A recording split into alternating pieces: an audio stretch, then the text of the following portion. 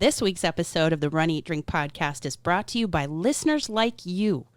Head on over to patreon.com/runeatdrinkpodcast and subscribe today. Fans, founders, and insiders like you help us keep the Run, Eat, Drink podcast going, and we thank you for your support. Hello, this is Marco Cesedo, and welcome to Run, Eat, Drink podcast.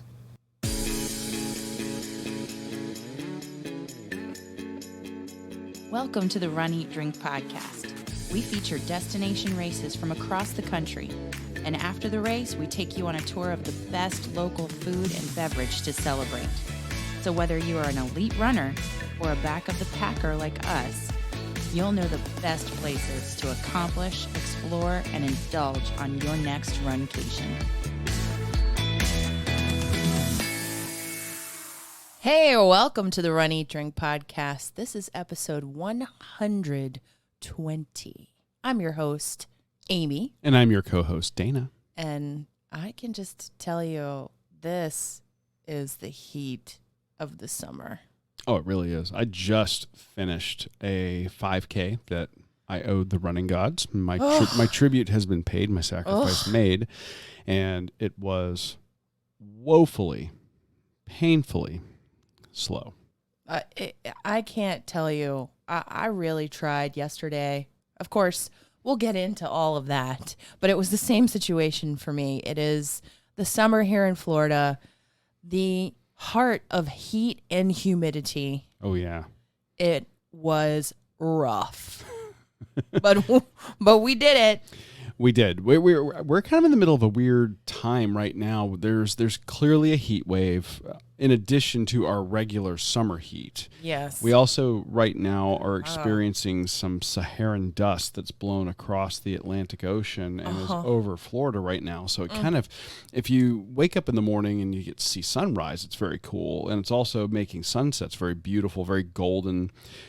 During the day, even with a blue sky though, it has a, I don't know, kind of a weird hazy quality, and the dust is up in the upper atmosphere. I mean, it's not like it's down at surface level so much, but the hazy quality that it gives is just kind of weird. I see it in the sunset. Oh, like, yeah. As the sun goes down, as we're walking the dogs. Mm-hmm.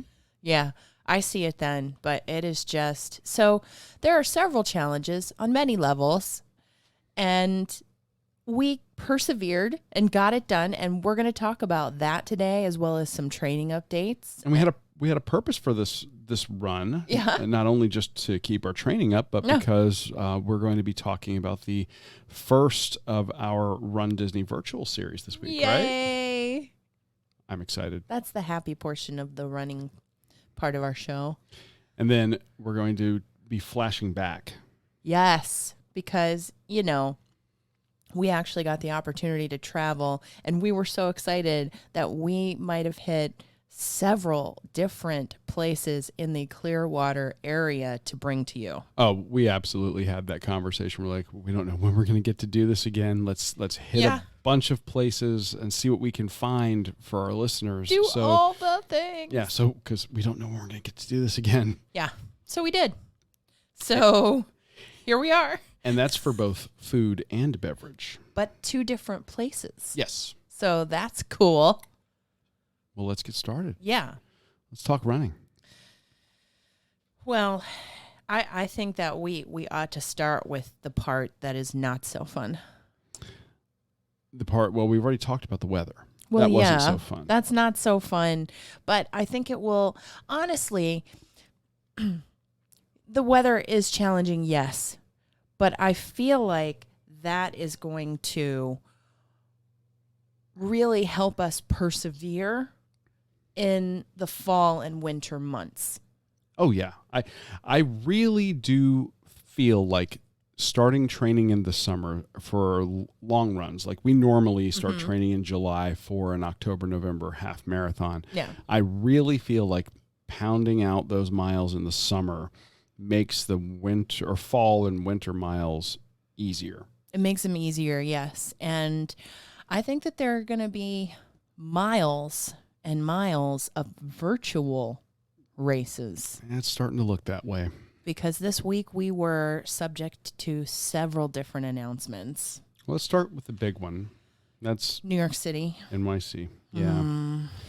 I got the word or the official announcement that the New York City Marathon has been canceled for 2020. So I feel for one of our insiders. I feel for James Gray. Yeah. Yeah, I really do. Because I know he was running that for a charity that was near and dear to his heart and his family. Right. And it just, I know there's nothing like running in a city. I get why it happens. Let me just say 100% up front, I know why all this is happening. Sure, we're going to just kind of put that out there, and Yeah. like that should be assumed anytime we're Yes. talking about this. But Given. but now that we were making that assumption, we're going to lament the loss of the race. Yeah, because we know why. Health, safety, it's there. It's said. Mm-hmm. But the New York City Marathon, I mean, just hearing it described, like when I listened to Meb Keflezighi's books Oh yeah, and hear about the way I hear him that talk about it. Talks. Oh, we hear about it when live, but or in interviews on this show. Yes, But it seems like there's nothing like it. And we know that firsthand from going to a city we've never been in, like Anchorage, Alaska, and experiencing the city by running a race through it. right. And meeting people who have traveled there, but also who are locals, who can give us the skinny on where to go in the city to enjoy food and drink. Absolutely. Or just taking in the scenery. There's nothing like it. And the New York City Marathon sounds like a fantastic way to experience the 5 boroughs. Yeah, and hopefully we're going to see it come back in 2021. We love traveling to New York. We've been there. It's just we've never gotten to do the race itself. No, before we even started the show was when we were in high school. We traveled there as speech and debate competitors. Yeah, it goes all the way back, way back. Way back. We're going in the DeLorean back in time. Just okay. Yeah. I dated myself. Sorry. Yeah. But sadly, that wasn't the only announcement that we heard this week. And this one, I don't know. Of course, we're saddened about the cancellation of New York, even though we had no intention of running it. But Right. this next announcement not only is saddening, I'm kind of Surprised by it. surprised and maybe a little upset for the runners Yeah. about it. Yeah. And what we're talking about is Runners like us. runners like us, specifically runners like us, maybe people who are, wanting to do a large organized race for the first time. Mm-hmm. And, maybe they're middle or back of the packers and perhaps time constraints are a struggle for them. Well, we heard the announcement this week regarding the Marine Corps Marathon. Yes. Talk about that a little bit. Giving it a virtual option, yes, just like New York and Boston have done. Mm-hmm. But also saying, yes, we're still planning on running the course. And from what we hear from others who have run it, the course is amazing. There's usually a higher time limit. There is a higher per mile pace. And they've dropped it down to like 12 and change. Yeah, with only, about 3 months to go, 90 days or so. Yeah, because it's in October usually. They've said we're still going to host 2, it. 3, like 3.5 months. But we are reducing the total time for this race. Allotted for you to be out there on the course, which means you have to maintain something like a 12-minute per mile pace. 12 or 13. It was like 12:30, I think. 12:30. Yeah. Yeah. And check their website if you want the specifics on that. But the point being was that they made a substantial reduction in the allotted time. So the middle and back of the pack runners are going to really have to kick their training into high gear for the next 3 months if speed was a factor, and something that they're going to have to factor in on race day when they go to actually run this race. 12-minute per mile for the marathon. Oof. to confirm it from their website. Yeah. So they've shaved. It used to be 14 minutes per mile. Yeah, the previous benchmark of 14 minutes per mile, 2 minutes per mile. So that's for 26.2. Yeah, so it's basically 53 minutes that they've shaved off the total allotted time. So that's a tough pill to swallow. So for those that were planning on running are planning on running the Marine Corps, we're thinking about you. We're hoping that your training goes really well. That's just that's a tough one. I personally am hoping that race organizers don't take a page out of their book for that. I personally don't like that practice.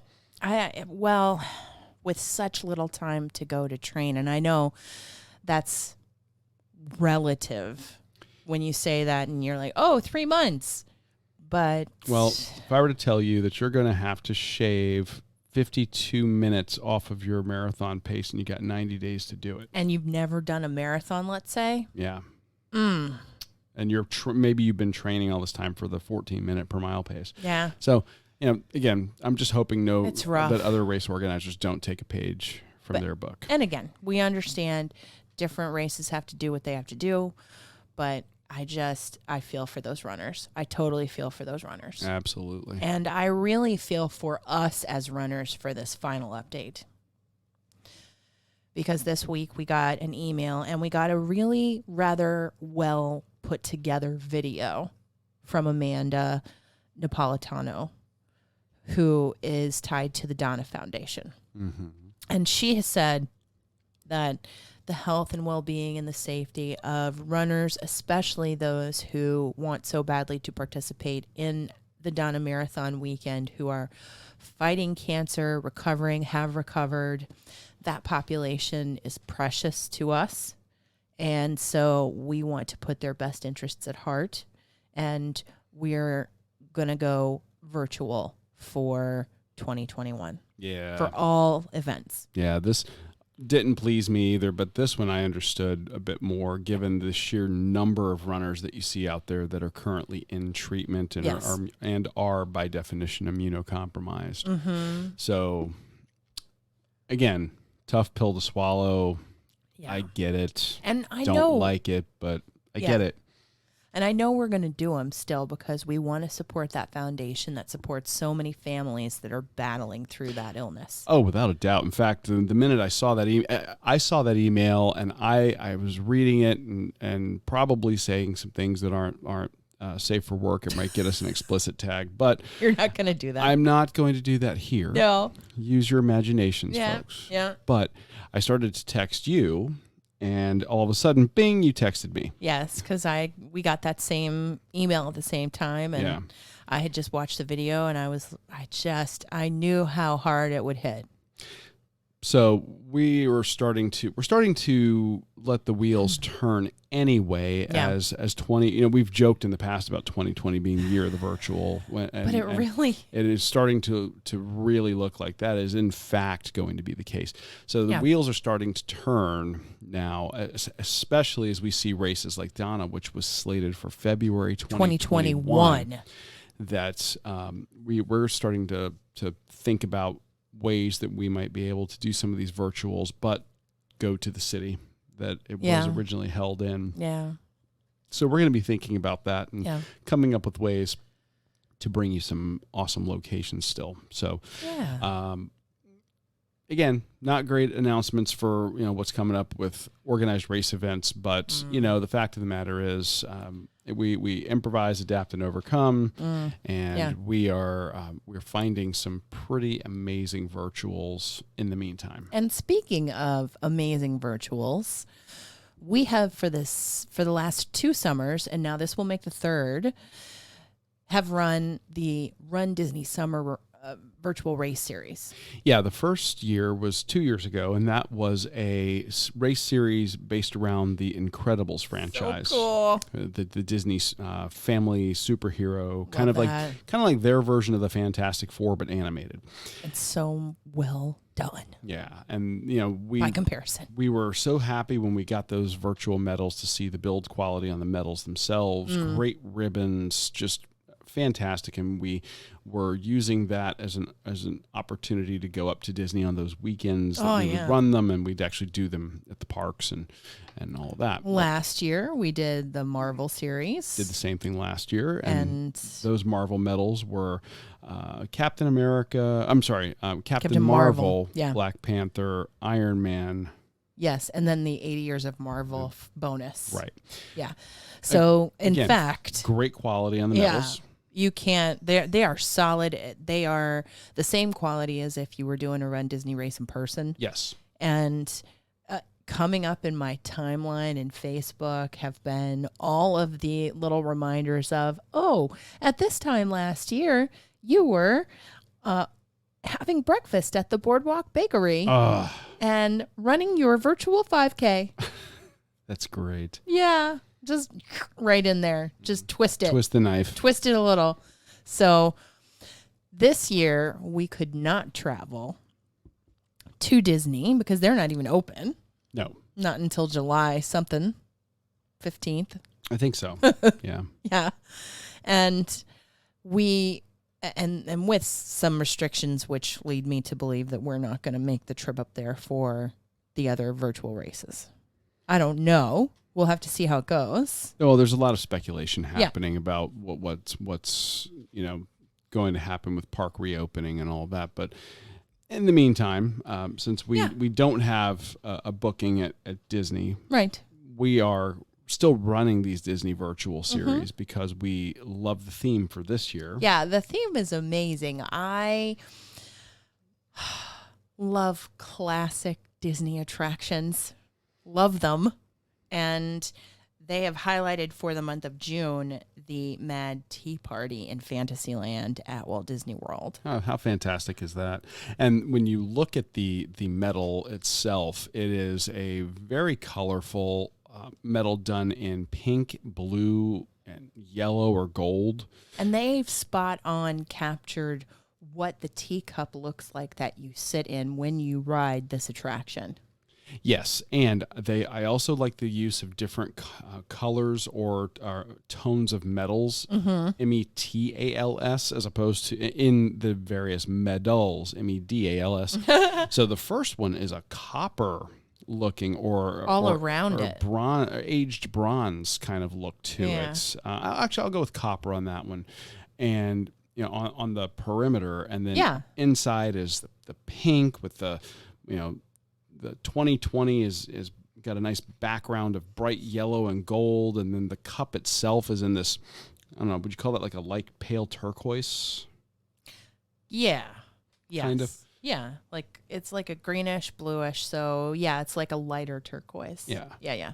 Beautiful. Yeah. And it looks so much like the little teacups that you enter and you sit in and then you spin the wheel that's in the center to go as fast as you can during the whole minute and a half that you ride that attraction, that you experience that attraction, And I don't know if you have any memories of that. Oh, we've ridden it plenty, yeah. I mean, special kind of memories, but I am telling you, when I was in college, I worked for a very short period of time at Walt Disney World. And the Tea Party was one of the attractions. The Mad Tea Party was one of the attractions that I got to operate. And I have really great memories of winding down the night. When you're brand new there, you get a lot of closing shifts. And welcome to the team, new guy. Yeah.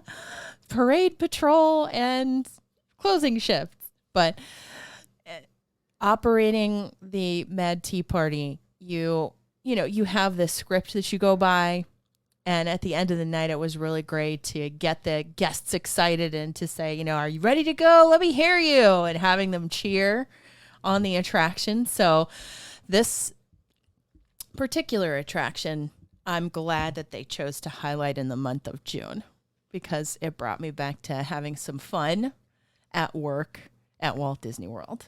Yeah.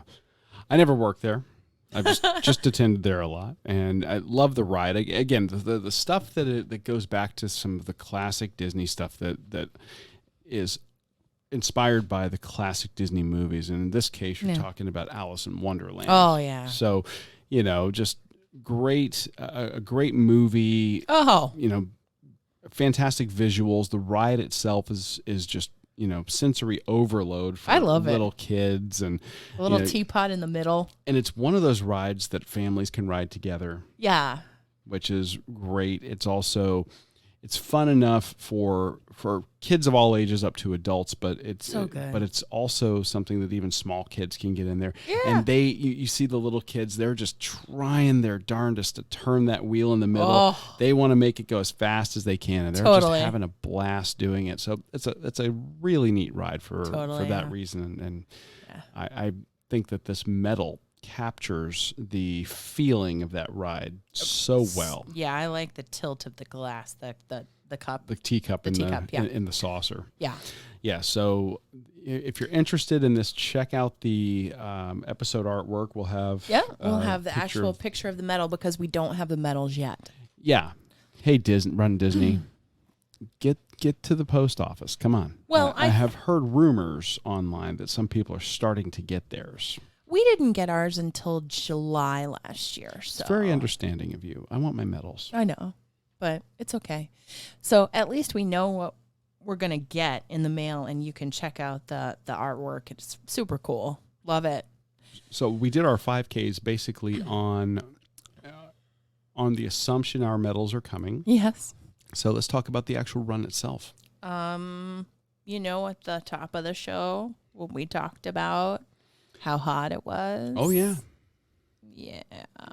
And I'm going to take a guess and say you didn't, because we're on kind of different work schedules, Mm-hmm. so I'm guessing you didn't avoid the heat of the day when you did yours. Well, I started at 9 o'clock in the morning. Which for most people, they'd say, oh, that's pretty good. Yeah. So temps were in the feel like range of 101. 101, people. 101. Yeah. And it's like the steam that's coming up from the pavement. That's fun. Because normally we get afternoon thunderstorms. So in the evening, the ground gets soaked, and in the morning, it's burning off and evaporating. Yeah. Super special conditions. Love them. Love them. But like we said, this experience prepares us for an easier time at actual races in the fall and winter, should we have them. So, and it prepares us to have a little easier time with the higher mileage at that time in training period. Oh, yeah. So while I suffer through it, I just have to mentally prepare and keep the mantras going and have fun podcasts and music that I'm listening to, and then focus on the fact that, okay, I've done 1 mile, and then I'm going to be in the second mile, and now I'm going to be done. Yay, 5K. And I will tell you, I knew I wasn't going to do it for time in the heat. Right. No, I did some intervals like 5:55, 5 seconds walking, or 5 seconds running, 55 seconds walking. Some 10:30, but overwhelmingly because of the heat, I walked. So it took me a little over an hour. But I feel good about that because it's conditioning, and because it was technically the long run for the weekend. The mission was to get the miles done. And I did. So I feel good about it. You? Good call. I did the same thing. I was initially going to get out there and do the 20-40 interval, and I did my run. You're a machine. Much more of a walk, and it was early. I got up at 6 a.m. Actually, I got up at 4 a.m. on an off day, thanks to the dogs, and then stayed up. And around 6, I went out to start my run, and I didn't really go much faster than you did. I spent about the same time on the road. It was about an hour on the road. for the first half of it, I took the dogs, and I thought to myself, all right, I'll get them tired out, do the 3 miles with them. And normally they're good for 3 miles. Yeah. And it was so steamy and so hot. They were done at about a mile, 1.4. So I brought them in and came back out. And there are just some days where in our neighborhood where we become the popular spot for everybody else walking their dogs. That is so true. That creates issues, with the dogs wanting to go see other dogs and bark at people and all that. And so it was kind of nice to finish without that. Yeah. So I did a little bit of interval work, not much. It was, again, the humidity was killer. It's going to take a couple of weeks of acclimation to this now that this is now the kind of the baseline of what we're going to be experiencing. And, so true. We will I don't want to call it grousing. The reporting on the temperatures will taper off to a certain extent over the next couple of weeks, but it's something that's factoring into our training. Yeah. And then you even posted something in our social media feed earlier this week talking about giving yourself permission to slow down because your body is actually working so much harder when temperatures climb like that, especially when you're looking at triple-digit heat indices. Yeah, you can't feel bad about that. I mean, the instinct, because you want to get better as a runner, and I think that a lot of us are those type A personalities that kind of, I should improve with every run, and why am I not faster? Well, there are conditions that make it a challenge, and you can't beat yourself up about that. Well, I also think that you do continue to get better. You do increase your physical training and conditioning, even if your time doesn't necessarily improve. True. Because of the heat, your body's just having to do some different stuff. And like our counterparts that might be in the southwestern part of the U.S. who don't have the humidity to contend with, they'll have higher overall temperatures. Yeah.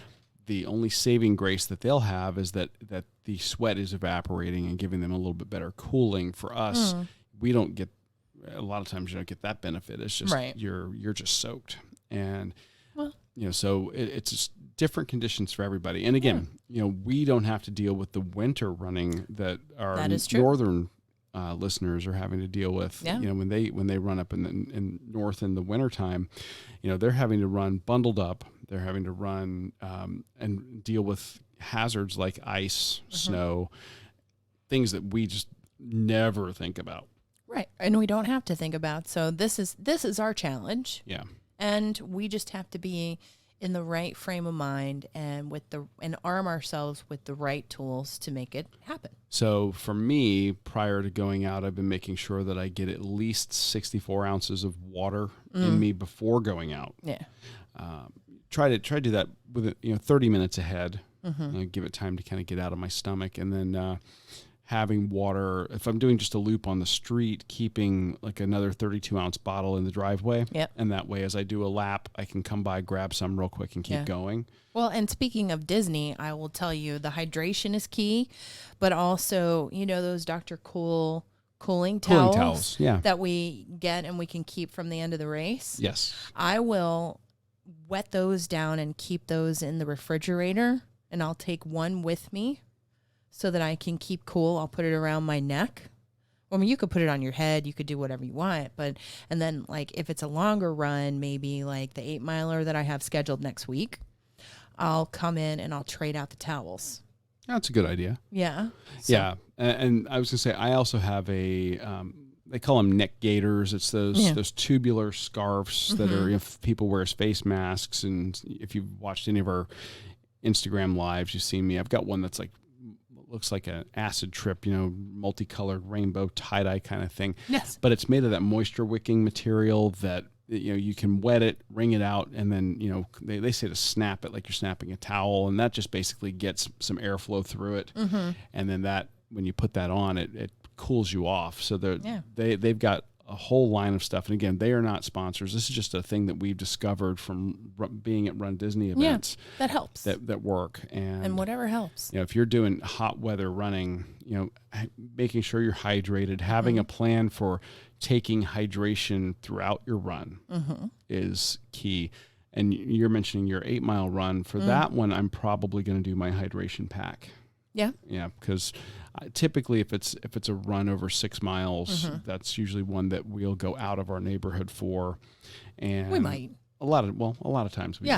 Yeah.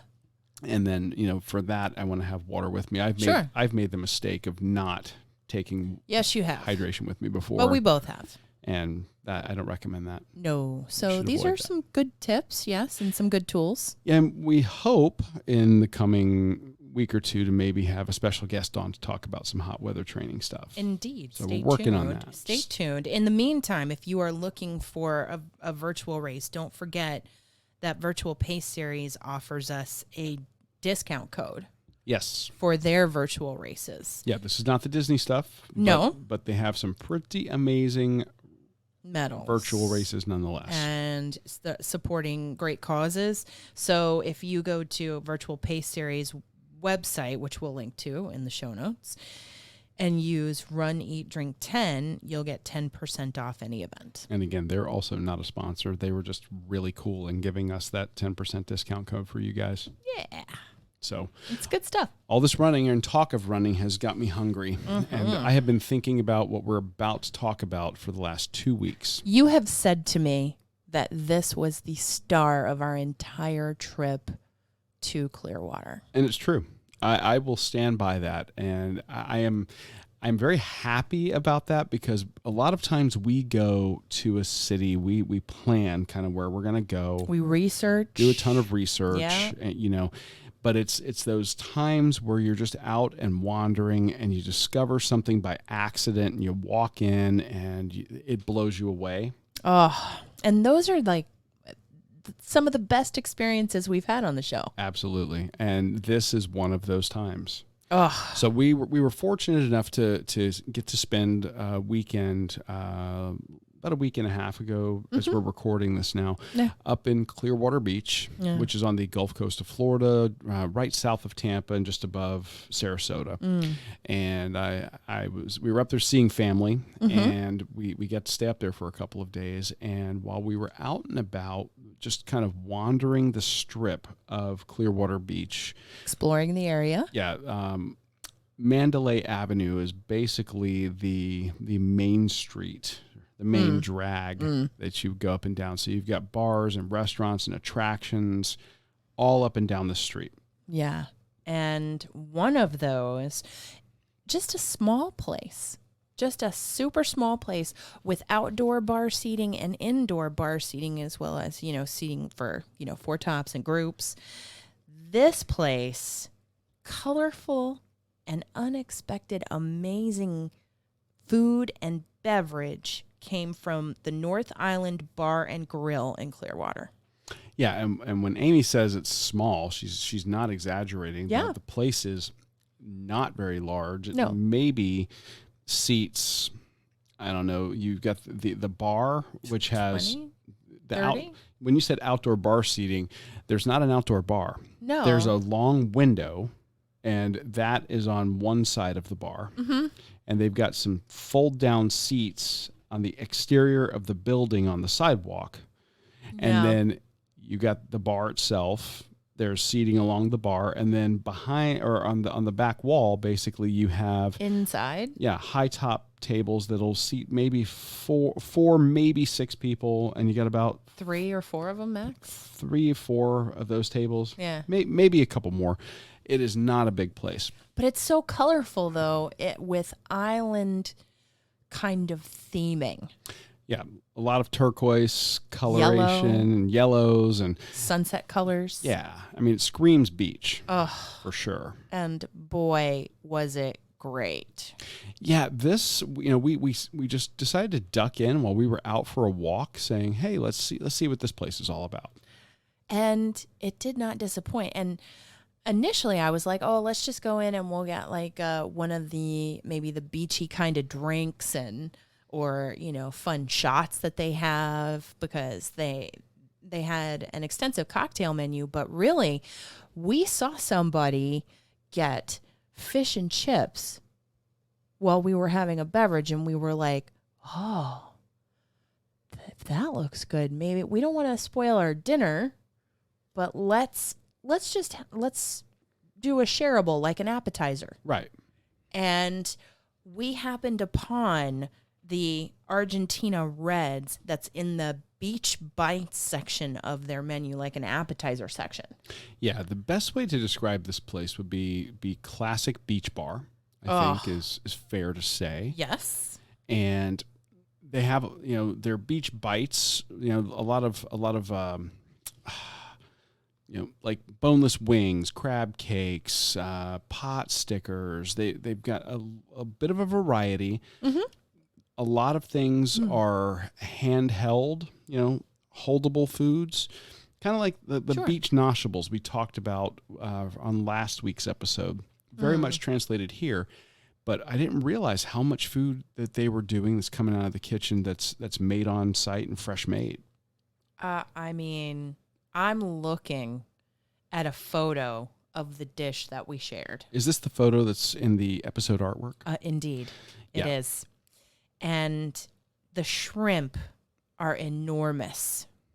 They're huge, tail on, but they've been cleaned and they, you peel them, but they have Parmesan over top and they come in this Cajun butter garlic sauce with some awesome garlic bread. Yeah. That you can use to soak up that amazing sauce. It should be no secret to longtime listeners of the show. And if you're just new to the show, typically if we are out and about in a beach town, one of our favorite dishes to get is peel and eat shrimp. Yes. It's a very shareable dish. It's fun. It's fun. It lends itself to just eating and conversing, and and the food is great, and it's a nice, it's a great protein. This one's a little bit different. On the menu they describe it as extra large, easy peel and eat shrimp. Well, okay. Usually peel and eat shrimp are not split down the back and cleaned and deveined. Yeah. They went that extra step here and did that for you. Yeah. The other thing that you don't normally get, and this is really in most places here in Florida, you don't normally get shrimp that are this large. They're huge. They were warm.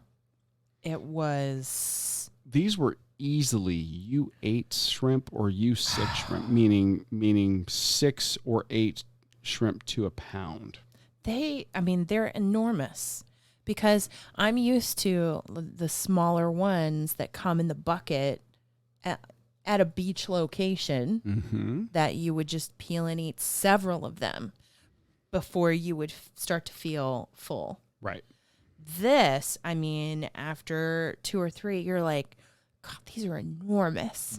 And they are so flavorful. The garlic, the Cajun wasn't too spicy, but just added flavor. And the saltiness of the Parmesan that was over top.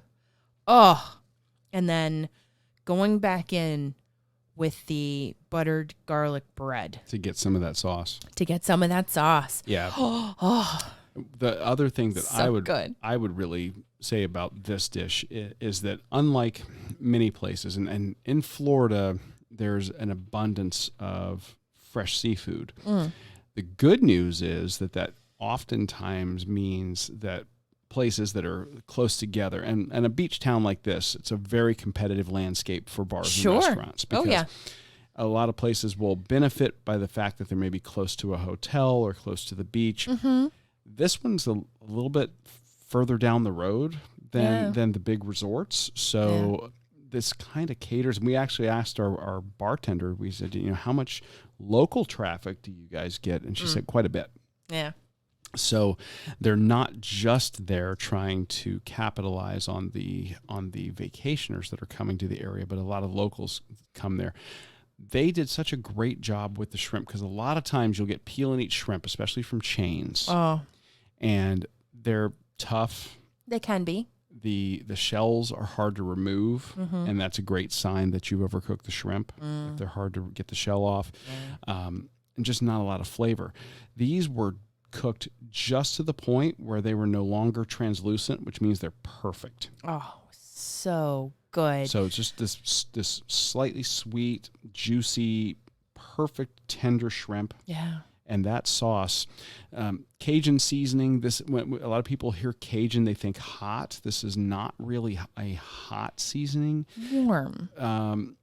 It was warm because of the butter, but Not temperature warm, but it's like a warming. It's not like it's not like hot wing sauce where you just like it can obliterate your mouth. It's the best thing I could equate it to, or if I were giving somebody an example that they could draw on, maybe if you've ever tried store-bought Cajun seasoning, like say Emeril Lagasse's. Oh, yeah. The mix that he used to make, or Chef Paul Prudhomme's Cajun seasoning. That it's red in color, but that's mainly from paprika. There might be a little bit of cayenne in there for a touch of heat, but that it's not there to blow your doors off. Yeah. So it just gives you this fantastic flavor. They're fantastic. Oh, I mean, I'm gonna tell you, every time we talk about an awesome experience like this, my mouth just waters. Oh, yeah. Well, and when we were there, we're watching other people's food come out. This gentleman that was sitting next to me, he got this order of fish and chips that was enormous. And I leaned over, asked him, I said, how is it? He goes, it's really good. So, they have fish and chips. They, of course, do a lot of things with seafood being that close to the beach, but they also have a whole section of the menus dedicated to handhelds, which is sandwiches, burgers, and wraps. They did have an avocado sandwich, huh? Yeah, they have some pretty unique things on the menu. A couple things jumped out at us when we were there. We were looking at the fact that they offer as an option in the appetizer section deep fried panko crusted ribs that they toss in a sweet Thai chili sauce. Sounds good. That sounded incredible. They had something that you don't see on a lot of menus, and that was a stone crab chowder. Usually it's like a conch chowder or conch clam. Yeah. Stone crabs are very seasonal. So I'm sure that is not available most of the year. So, to see something like that on the menu of a place that was this small. And then they're even they even offer a kind of an interesting dessert option. They were offering sweet potato fries drizzled with a chocolate sauce and marshmallows. That sounds amazing. As a dessert. So really creative stuff, and not something you would expect from what looks like kind of a hole-in-the-wall beach bar. Yeah. Well, I mean, it was decorated so beachy and it gave that island vibe, but it didn't look like a dive. No, we did go to a place that was a dive. Oh, yeah. That may show up on a later episode. It could. But no, this is just literally a block away, 100 yards away from the beach. Yeah. Yeah. And their drink menu is no slouch either, although we didn't really imbibe from there. No, I mean, we had some draft beer to go with the with the shrimp. In fact, I think we picked up some stuff from a local brewery there, HOB, that will be on a later episode of the show. Indeed. And we also got an old favorite from Big Storm, which was on tap there. Yeah, Wavemaker. So it was so good to see that there. But the star of the show for the meals for this trip for me was absolutely this shrimp dish. Oh my goodness. And they do have a pretty extensive, like you said, mixed drink menu. Their mixed drinks range in price from $7.50 down to $6. Yeah. And everything was just made fresh right there. I didn't see any pre-made mixes. No, I think reasonably priced. And the appetizer we had was reasonably priced at $11 for all that shrimp. Look, finding places like this, especially when you're going to a beach town where there's a lot of resorts, is a great way. It's going to sound funny. Here's a travel tip. Get out of your hotel. Don't eat at the hotel, restaurant, or bar. True. You're going to pay twice the price for the same food that's not going to be prepared as well, typically. There are, of course, exceptions to that rule. But when you've got a town like this, that you've got such a rich variety of places, these places are competing for your dollars. Yeah. And these guys here at North Island Bar and Grill are doing it right. Yes. So good. Absolutely. Highly recommend. So before we go on, we just wanted to take a moment to thank you all for heading over to Patreon and jumping in and becoming part of the Runcation Nation and doing your part to help support the show.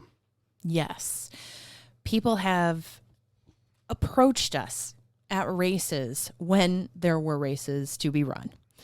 And way back in, January or last December, would approach us and say, we love what you're doing. We want to support you long term. How can we?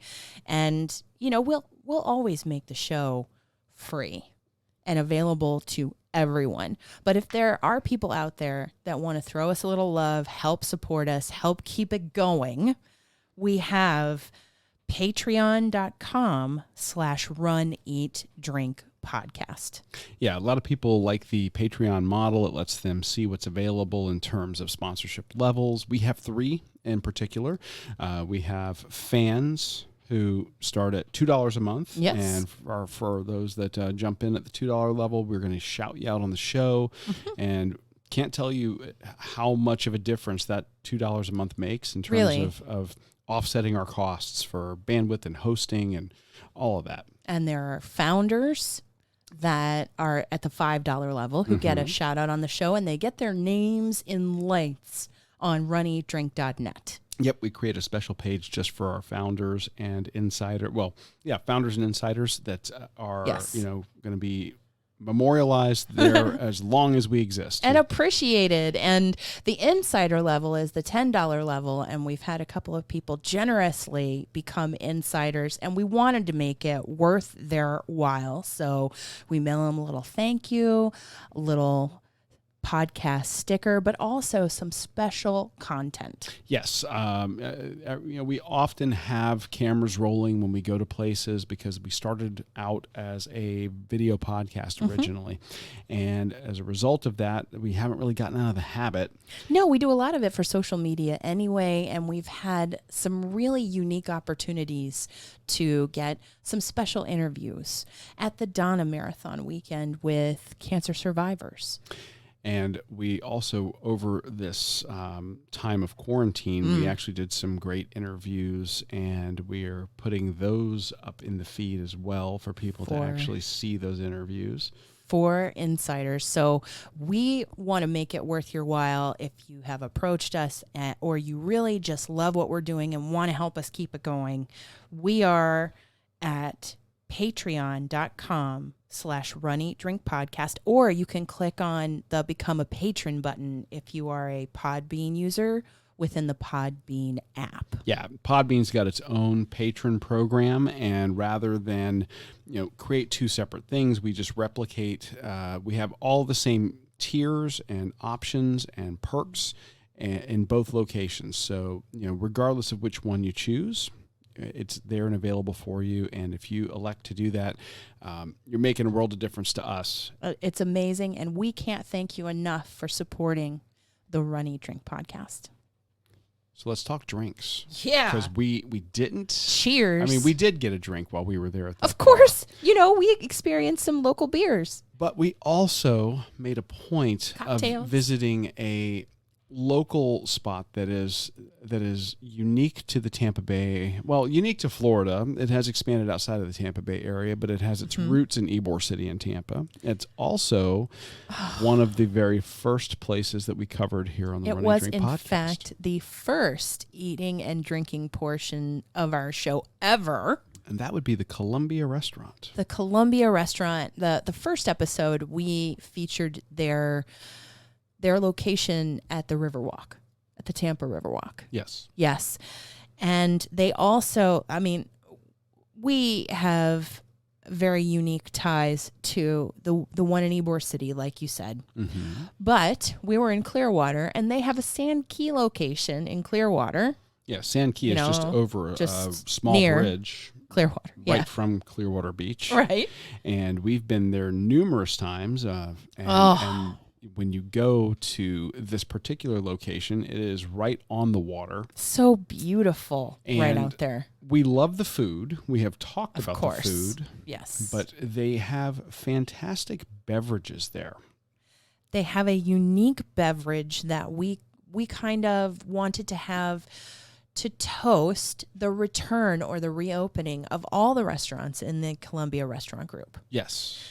Because they're just now reopening. They're taking every precaution. They are doing everything they can to welcome people back safely and keep their employees safe. And so we wanted to come and on this episode really shout out an original recipe, Pete's Manhattan. And this is a drink that I like to take a little bit of, I don't know, I'm going to take the credit here and say that You take the credit? I introduced you to it. You ordered it. Yes, we were, what did we do? We were coming up for the holidays. Yeah, and we were getting takeout. That's exactly right. We were coming up for the holidays. Yeah. We were waiting on our takeout order, and we got a beverage while we were waiting before we headed over to the hotel. And I ordered the Pete's Manhattan, and it knocked my socks off. So great because, I mean... And this is it's a unique beverage, and the presentation's a little bit different. Although they will do it either on the rocks or up or neat. But this Manhattan is made with Knob Creek. Oh, so good. Carpano Antica Sweet Vermouth, and a dash of Ramazzotti Amaro. They serve it up or on the rocks, and this is named for one of their historic bartenders, Pete Scaglione. Oh, and listen, it's $9.95.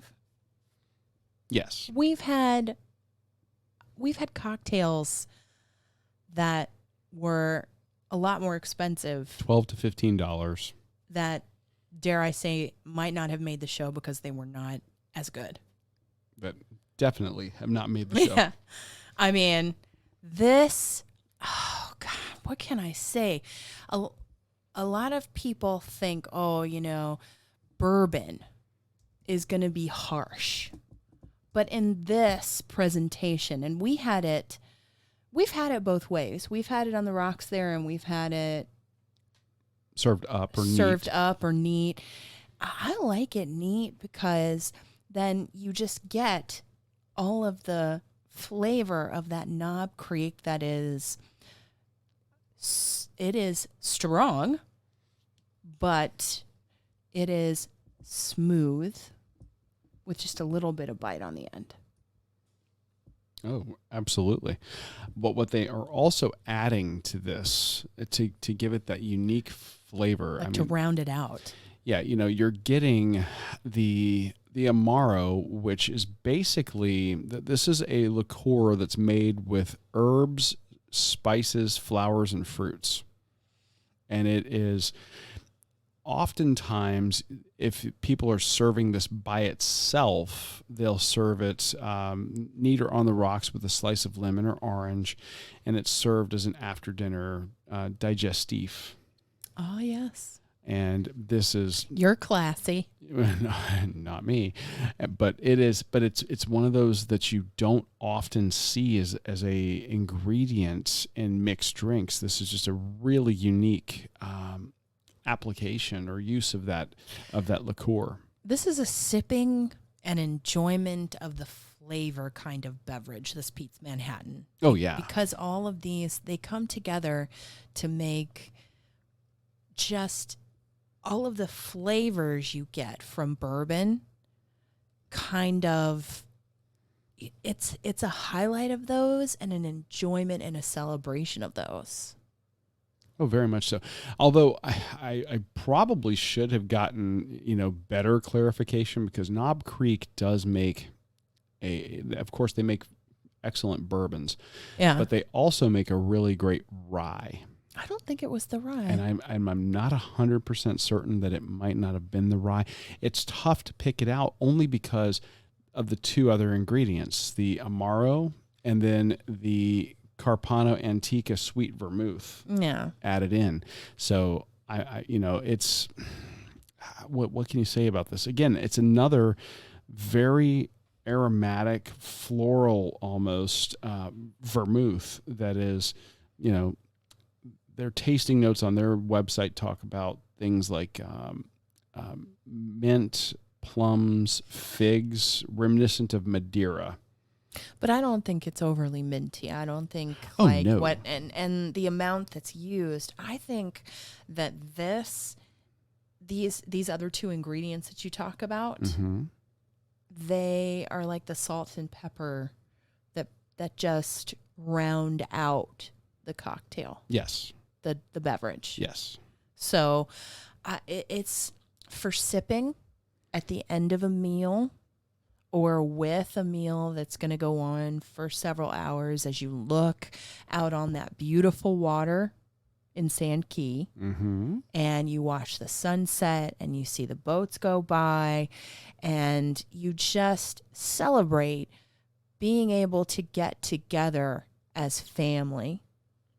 So it's just a nice, sippable, take your time kind of cocktail. Yeah, this one you absolutely do. You want to enjoy it because the flavor's great, but also the only thing in here that it's not a liquor is the ice. If you get it on the rocks. Yeah. So, yeah, maybe plan on having a designated driver or using a rideshare service if you're going to have one or several. Right. I would say if you're going to have one. Yeah. That's just me. Just play it safe and and have somebody else drive so that you can enjoy. So flavor-wise for this, I would say that this reminds me a lot of like a like a very herbal, maybe in some ways chocolatey, kind of like not so much chocolate like milk chocolate, but like the almost red wine flavor of dark chocolate. Okay. If that makes any sense at all. Yeah. When you get those really like 85-90% cacao chocolates, like that, it's not a sweet beverage, but it's not so punch you in the face with the fact that the ingredients are all liqueurs. It's not sharp. No, it's not. That's the danger sweet. of it. So it's very well balanced. Very much so. So that's the danger of it. It is so well balanced that you go, wow, that was really good. And next thing you know, you're like, wow, I'm on the floor. Well, no, we planned. Oh, we planned ahead. Ahead, and we were fine. But it makes me curious about other cocktails on their drink menu. Oh, very much so. And everything that they do really embraces flavors of Florida, flavors of Tampa. Yes. And the rich history and Spanish influence of Tampa itself. Even in their beer.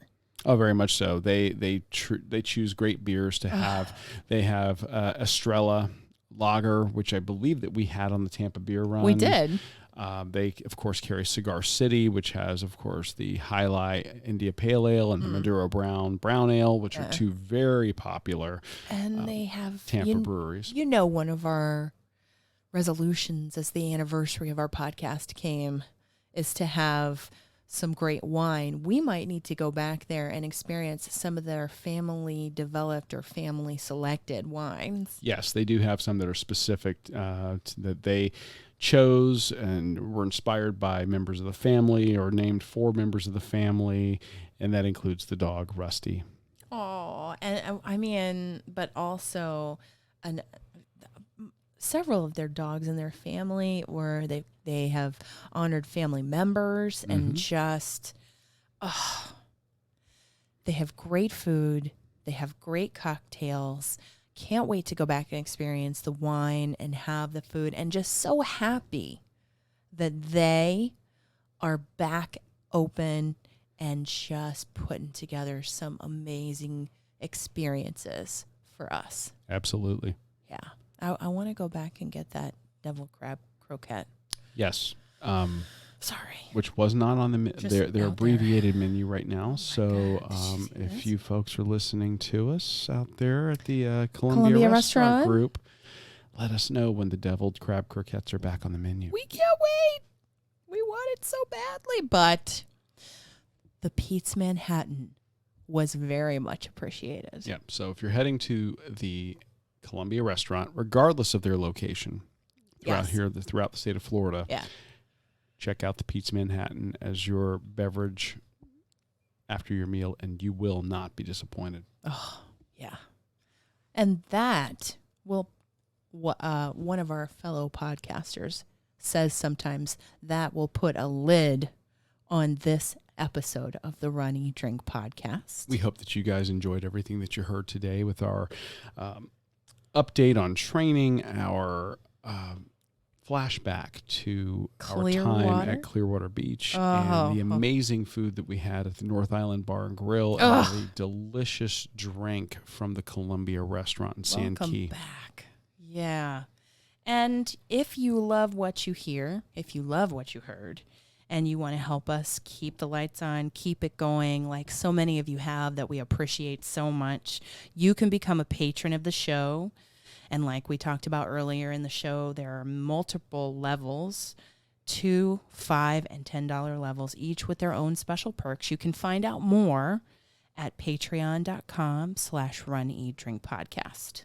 But for now, we just want to say thank you for joining us on your long run, your commute to work, wherever you are. We're so happy that you're here in the audience listening to the Run, Eat, Drink podcast. I'm your host, Amy. And I'm your co-host, Dana. We will talk to you really soon.